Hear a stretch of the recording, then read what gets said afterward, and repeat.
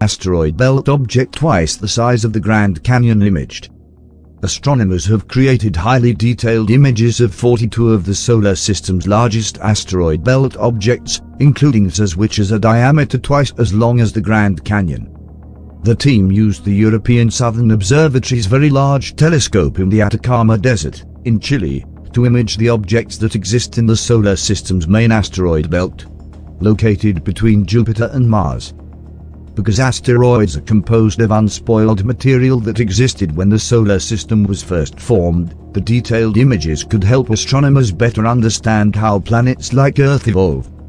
Of the 42 main asteroid belt objects, only 3 of the largest, the dwarf planets Ceres and the asteroids Vesta and Lutetia, have been detailed so precisely before, when they were visited by the space missions Dawn and Rosetta, operated by NASA and the European Space Agency respectively.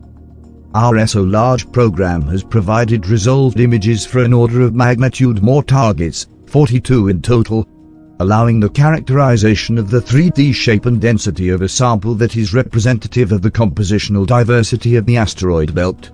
Scientist at the Laboratoire d'Astrophysique de Marseille, Pierre Vanaza, told Newsweek. Such data wasn't available before, and that is what motivated us. Most of the objects imaged by the team were over 62 miles in diameter, about the length of the Panama Canal. The survey also managed to image almost all of the objects in the asteroid belt that are larger than 125 miles in diameter, about half the length of the Grand Canyon. Of these objects, Ceres is the largest, and Vesta is the second largest asteroid belt object, possessing a diameter of just over 320 miles, 5 times the width of the English Channel. The smallest asteroids imaged by the team were Urania and Orsina, both about 56 miles in diameter. Vanaza, the lead author of an astronomy and astrophysics paper detailing the findings, told Newsweek how the SO survey, and the new images it provided, delivered unexpected revelations regarding some of the objects in the main asteroid belt. There were many surprises, including the spherical shape of Hygieia and the heavily cratered surface of Pallas. Overall, this research has changed our view concerning many objects, said the researcher. In addition to imaging almost perfectly spherical asteroids like Hygieia and Ceres, the team also detailed objects with elongated shapes. These included the unusually shaped asteroid Cleopatra, which resembles a cosmic dog bone. By combining details on the object's masses, sizes, and shapes, the teams were also able to determine the densities of many of the main belt asteroids. They found that these densities ranged from that of coal-for-light asteroids like Lamberta and Sylvia, to asteroids that are even denser than Diamond, like Psyche and Calliope.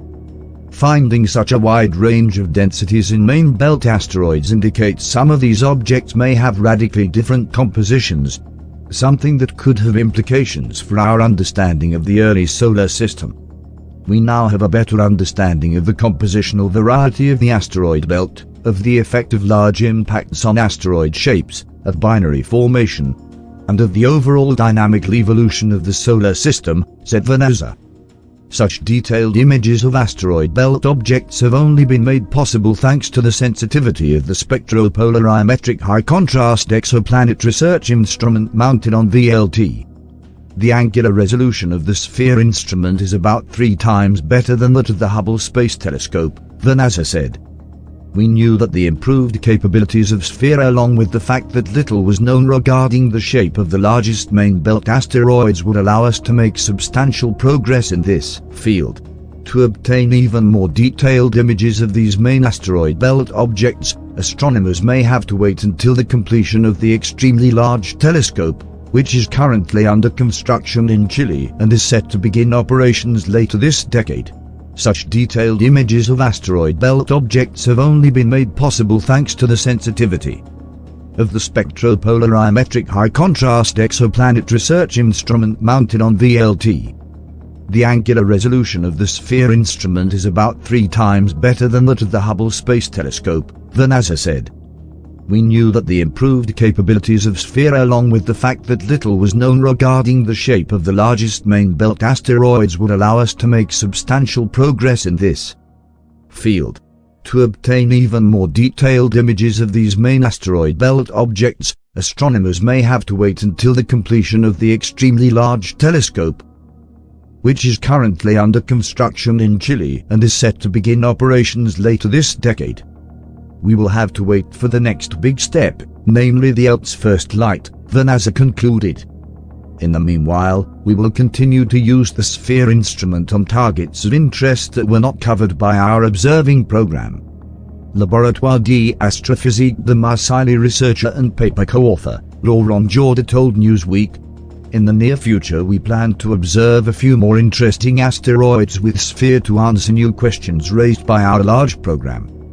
When it will become available, the SOELT will allow us to resolve a larger sample of asteroids in the main belt and possibly even the largest objects of the very distant Edgeworth Kuiper belt beyond Neptune.